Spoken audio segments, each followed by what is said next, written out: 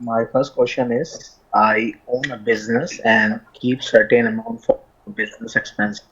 That is bank account maintenance, petty cash, tax payment liability, insurance, brokerage fee, and some other cash in any unexpected expense arise.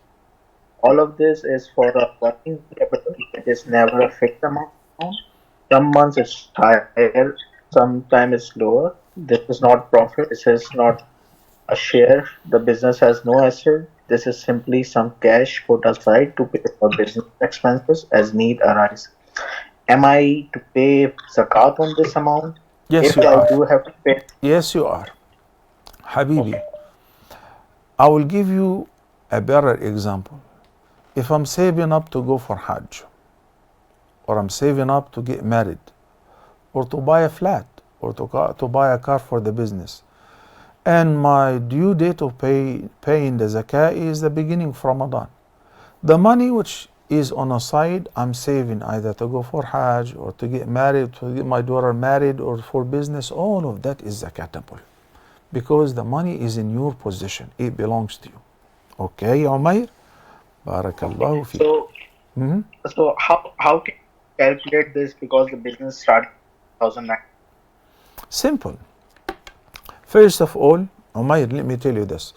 If you are in business, if you are in business, you should have one of your local imams or somebody whom you trust is learned in the deen to be in touch with you on regular basis as a consultant for halal and haram and the payment and the distribution of the zakah, because this is not one time deal. You would need this on regular basis. Okay, even if you hire one or you pay them, per consultation, it's very reasonable. How do you calculate the zakah? For me, I normally pay my zakah the first week of Ramadan. So I teach at the university. They owe me some money from last year. They didn't pay. I paid zakah on it.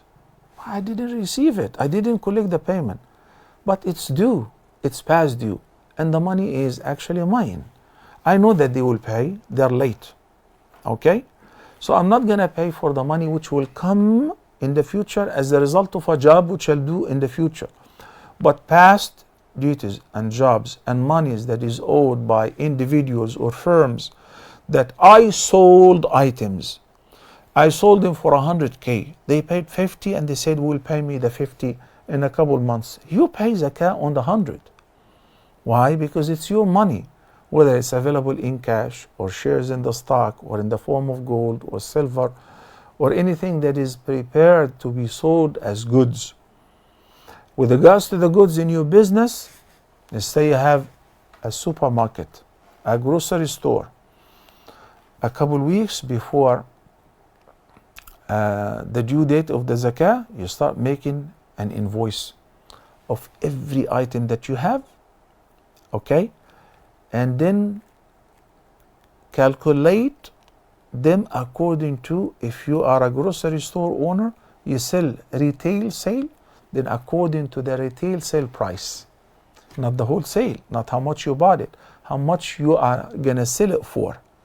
All of that will be added up and summed together, and you pay 2.5% on the entire amount. Barakallah fikum. That's why I said you should have a consultant where you can send, Sheikh, I need an hour from your time. How much is it? This is how much. Because you have a business. And you trust him like an accountant. You tell him, I have an investment here. I bought a condo for sale there. I bought a flat for my wife and my kids. I bought this. I own this, but it is for resale. So everything you add it up and you calculate it, and he will be happy to tell you what is zakatable and what is not zakatable. Do not miss with the zakah. Okay? Barakallahu feekum.